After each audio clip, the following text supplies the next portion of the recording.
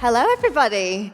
I'm Sarah, and to start with today, I weirdly want to introduce you to somebody else, although I'd imagine most of you are already very familiar with him. Steve Jobs, the genius behind Apple, a microcomputer revolutionary, and one of my personal heroes. This is because he was an amazing businessman. He built up his companies not only based on their innovative technology, but also a clear sense of purpose, an understanding about how those products could impact the world around him. And this made them incredibly powerful from a marketing perspective, as the mass market not only bought into the products, but also into his vision. And there's one vision in particular that I want to focus on today, an idea he had about the way his business should operate that I think we can learn a lot from as search marketers.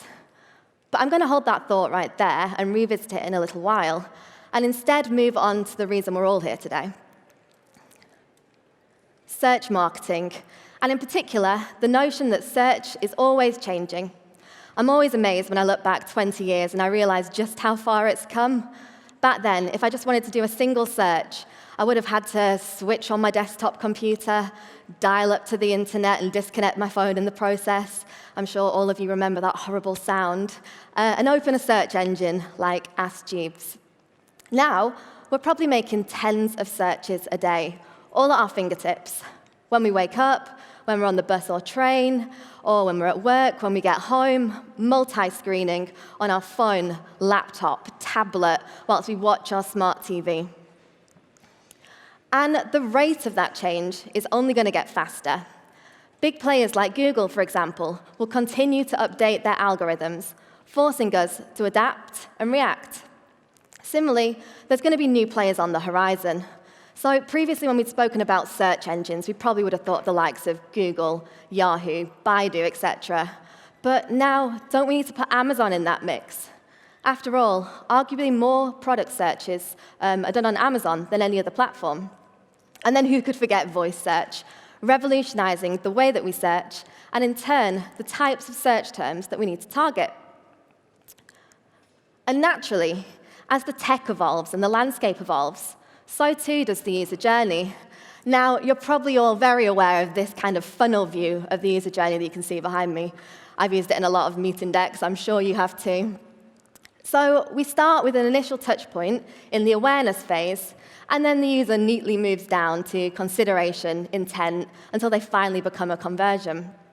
But don't you think this simplifies it a little bit? It implies that every journey is very much the same and very linear. So that's why we now favor a user journey that looks a little bit more like this. Users can move side to side, back, up, down, in any direction that they want. And each journey is individual and unique. Say I'm looking to buy a new phone. I might go onto Google and start with a generic search, go through to a comparison-type website, and do a bit of research on different brands and models until I find one that I'm particularly interested in. So then I might go back to Google, type in a brand search, and go through to that brand's website. But here, I find some stuff that I'm just not that interested in. Maybe the battery life isn't good enough, or the camera just isn't what I was expecting. So I go back to Google and type in another generic search. So in the traditional view of the user journey, it's almost like I've clawed back out that funnel. I've gone from intent back to consideration, which doesn't really seem to make much sense. So the more web-based view, where people can move back and forth, just seems a bit more appropriate. So what does this mean for us as search marketers? Well, two things, really. Firstly, the number of touch points within any given journey is undoubtedly increasing. So we're going to have to make our budgets work a whole lot harder if we want to be present for all of them. And similarly, the complexity of those journeys is increasing. So it's going to be ever more important to have a real overarching, holistic strategy if we want to ensure that the dots are joined no matter what route the user takes. So how do we deal with this? It sounds a little bit complex. Well, this is where Steve Jobs comes back into play, and the idea that he had for one of his businesses. But you may be surprised to know that the business I want to talk to you about today isn't actually Apple, perhaps the one he's best known for. It was another one he was involved with. Pixar. So you may or may not know that Steve Jobs was actually the majority shareholder at Pixar, and he's even credited with being the executive producer on the original Toy Story. Now, Jobs was present in the business in the 1990s when Pixar were looking to build their new headquarters.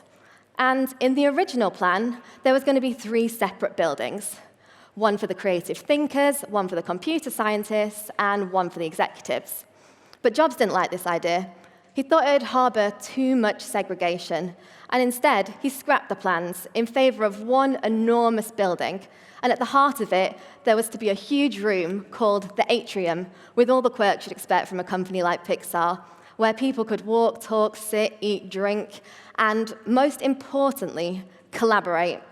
He had this view that people would be able to walk around and bump into somebody that they'd never seen before and strike up a conversation in order to come up with a new and exciting idea. And I think the success of this collaborative approach can really be seen in the success of the movies themselves, the likes of Wall-E and Up, all of which helped put Pixar ahead of the curve. So, to excel in an era of changing search, we need to take a leaf out of Pixar's book and collaborate, to embed it as a fundamental principle in everything we do. After all, the user doesn't really care whether they're interacting with a paid listing, an organic listing, or a shopping ad. So why should we? We need to take a truly channel-agnostic approach to search. So how do we do this? Well, again, we do what Jobs did. We build our own atrium, metaphorically speaking. We need to lay the foundations for this collaboration to take place. And we've identified 4 key building blocks. The first one is as simple as data sharing of meetings. It sounds really obvious, right, that in order to collaborate, we need to start having regular meetings. But in my experience, there is one key obstacle to this, and that's time. As search marketers, we have crazy, hectic schedules, and it's always hard to find the time to just sit down and have a conversation. But I assure you, when you do, the rewards will be much greater than the effort that you put in, and the amount of data that each team will unlock for the other will really help to find some new innovative solutions. And probably most importantly, it's just the first step to breaking down those channel silos. The second building block is commercial parity. So this is relevant if you're an agency or you're currently working with agencies. What you'll usually find is SEO works on an hours or a fixed fee model. PPC, on the other hand, they're normally working on a percentage spend. I hate to admit it to you all, but if PPC is working on a percentage spend, often we're going to be incentivized to spend a little bit more, even if it's not the best strategy for overall holistic search. And therefore, we need to take incentivization off the table and even those playing fields a little bit. Next, in order to build a holistic strategy, we need to understand the holistic search landscape. So the graph behind me shows search volume across 4 key moments of a user journey: see, think, do, and care, and the distribution between organic and paid at each one of them. Now, at the start, around the see and the think stages, it's very much in favor of organic. This is because the types of keywords that you'll typically find here are kind of very top-line, informational-type terms, whereas PPCers, who are perhaps usually expecting a direct response from their activity, they're not really seeing too many signs of intent around these particular keywords. However, as you move further into kind of the do and the care stages, these intent signals are hotting up, and therefore PPCers are much likely to bid, and the density of those ads increases, and the balance between organic and paid is much more even. And for the fourth building block, and probably more importantly, it's absolutely essential to have combined reporting. So as search marketers, by the very nature of what we do, we tend to get asked a lot of questions. And those questions are going to get even more difficult to answer if we don't have a combined report. So, say for the good of the whole, we need to pull back on one channel to reduce cannibalization, or just because we've identified that that spend is going to be better spent elsewhere. We may get an awkward question from a stakeholder like, why is PPC brand tanking? Well, in order to answer this effectively, we need to show how the strategy on that one channel is good for performance as a whole. Plus, it's just important to measure our own success and to better optimize moving forwards. So that's it. We have our atrium. Now, exactly what strategy should we be building? Well, by the very nature of this approach, I'm not going to be able to give you all of the answers here today. This is because it's really up to you to go away and speak to somebody you haven't before and come up with a new and exciting idea of your own. But of course, I can share with you just some of the solutions that we've been using at Sticky Eyes. So these are tried and tested strategies that we've seen success on across a number of our clients. Firstly, we'll look at brand search and SERPs that look like this one in particular, although I must add that this is a mock-up and Edit are actually getting it right. But here, we rank first from an organic perspective and first from a paid perspective. There's no competitors, and there's no shopping results showing. So it led us to question, should we be really bidding on SERPs like these? In my opinion, probably not. All we're going to be achieving here is directing that traffic through our paid ad rather than our relatively free organic listing, and in turn, inflating our costs unnecessarily. So to deal with this problem at scale at Sticky Eyes, we've developed a tool called Equilibrium, although I'm sure you could do something similar yourself because it just looks at 3 key data points. What are your organic rankings? How many competitors are there? And are shopping results showing or not? If you won't rank 1 organically, there's no competitors, and there's no shopping results, then the tool will automatically pause that keyword. But if any of the reverse should become true, then the tool will reactivate it. You know, I never thought I'd be stood up here as the head of PPC telling an arena full of people to switch off their brand. After all, historically, from quite a selfish point of view, it contributes to a lot of our revenue, and it helps to balance out those overall CPAs or ROIs. But our data really has shown that from a holistic point of view, it is the right thing to be doing. So take combined click-through rate, for example. This is a graph taken from one of our retail clients, actually, looking at the combined click-through rate for one of their core branded keywords. And where the purple spikes, you can see that the PPC brand keyword has been switched off. But the combined click-through rate remains relatively stable. This implies that we're not actually losing any traffic to competitors, and it's perfectly fine to switch that keyword off. And similarly, as we recorded those results over time, we saw that our PPC investment was significantly reduced, and we're even able to reinvest some of that money into SEO hours to prospect new customers. So our overall performance actually increased despite the fact that our investment was reduced, and the brand was in an overall much healthier state. So that's brand. Well, what about generics? Well, our approach to generics is based around keyword clustering and dividing up our keyword set into 4 key types in order to know how to target them.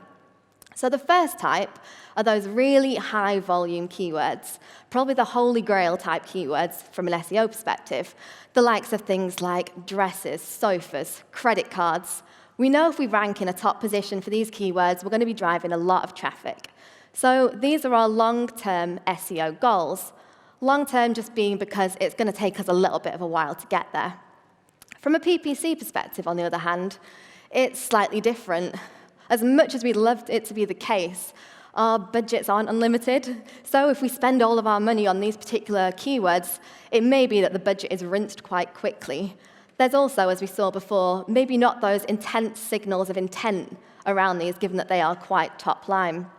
So we may not want to target them at all, or if we do, just moderately, perhaps around certain audiences or devices.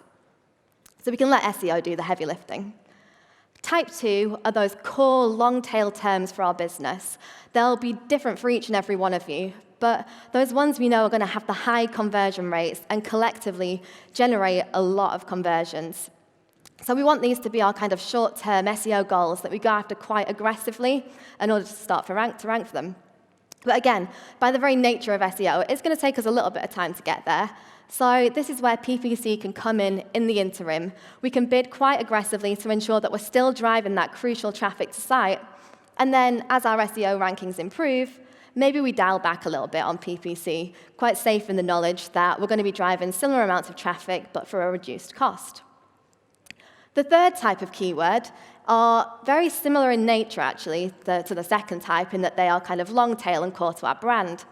But by their very nature, they're going to be hard to rank for from an SEO perspective. I see them a lot in financial services, so it could be things like compare credit cards, best travel insurance. I can be pretty certain that that first page is going to be full of ags and comparison websites, and it's going to be very hard to show Google that we have the authority to rank amongst them. So these should be our long-term PPC goals. We know we can bid there in the long term without any kind of fear that we're going to be causing cannibalization, and all that traffic that we're driving is going to be incremental. And then the final type, so type 4, are those seasonal keywords. So again, due to the nature of SEO, we may have more of a consistent approach with general fluctuations in our rankings dependent on something like our seasonal content. But it's where PPC really comes into its own. Given that it's so immediate, we can switch those keywords on and off with the peaks and troughs in seasonality to kind of strike where the iron's hot. And so in this way, we're all working from a single keyword set. And we're just divvying them up, deciding how we should target them from a PPC perspective and an SEO perspective that complement each other to reduce that crossover and to drive growth. Next, on to messaging. And as a PPCer, I really understand the importance of my ad copy. It's very easy to become caught up in keywords and data that all sit in with AdWords and forget at the end of the day, I'm representing a brand and building up a dialogue with a user at the other end of a mobile screen. So we want to make sure that that messaging is as engaging as possible in order to maximize the chances of conversion and just build up that brand relationship. So this is why we ad copy test. We'll A/B test a couple of variations in order to determine which one works best. But unfortunately, SEO don't have this luxury just due to their lack of keyword-level data. So this is where we can help them out a little bit. The next time they're looking to write page titles, for example, why not try a couple as your PPC headlines in order to determine which one works best and which one we should carry forwards? And you never know. A byproduct of this might even be that increased parity between your SEO listing and your PPC ad creates an overall stronger tone of voice. And then finally, on to content. So content probably is for SEO what ad copy is for me. It's absolutely integral. Good or bad content could make or break your SEO performance. So usually, as part of any SEO strategy, we'll look to rank content in a bit of order of priority in order to determine whether increased relevancy or depth, for example, could help our overall rankings.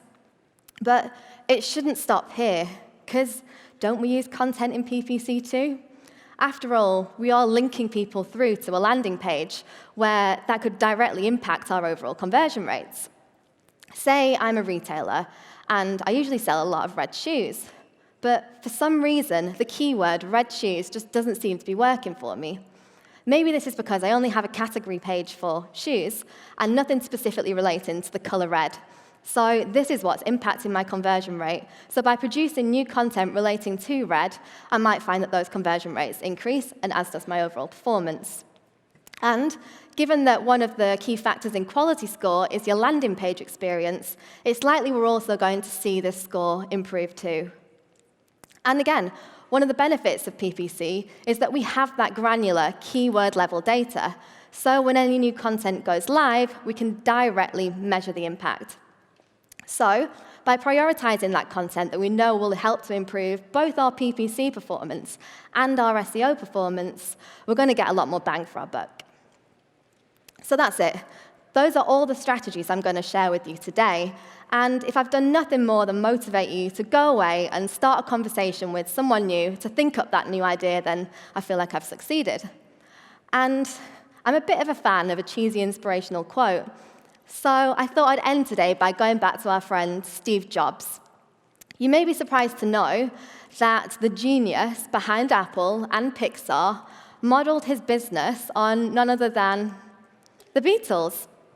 Well, why was this? It's because he thought the sum was greater than the sum of, the total was greater than the sum of the parts. That's how he saw business. Great things in business are never done by one person. They're done by a team of people. And we're actually just releasing our white paper on OneSearch. So if you do go to the link here, you can sign up and be the first to hear about it when it's launched. Thank you.